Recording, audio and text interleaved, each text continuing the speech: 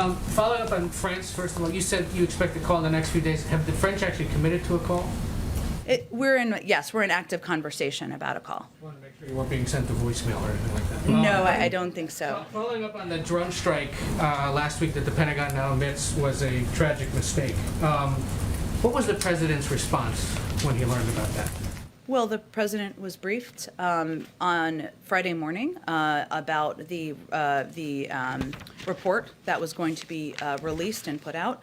I would say first the president's view and all of our view is that the loss of any civilian life is a tragedy, as was made clear in the comments by the Secretary of Defense, by General McKenzie.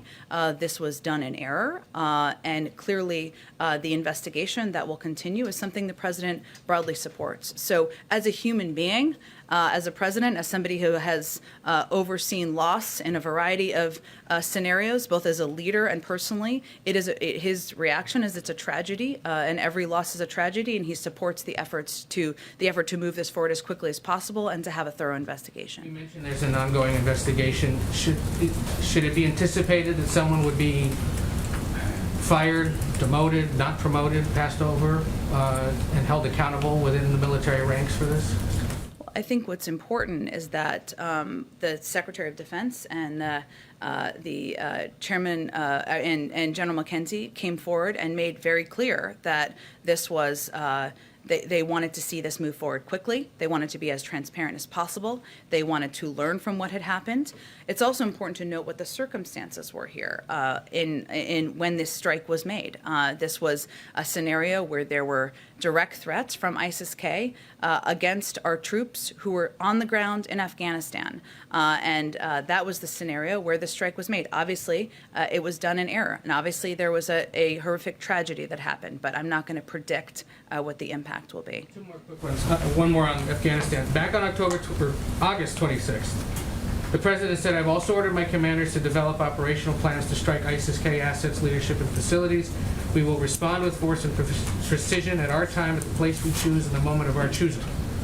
Should we still be anticipating that there will be military response to what happened there in Kabul? Against ISIS-K? Yes, I think it's important. This is a good question that's been asked. I think this is a version of what you're asking, but others have asked me this.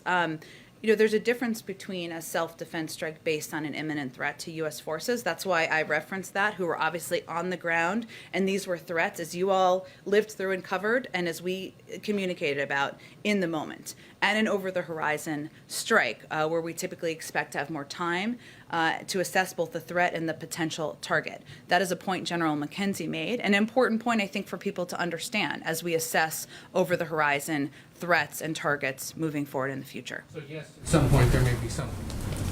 Well, I would say, of course, the president's desire to continue to go after ISIS-K has not changed. Okay, and then just one last one on that, unrelated.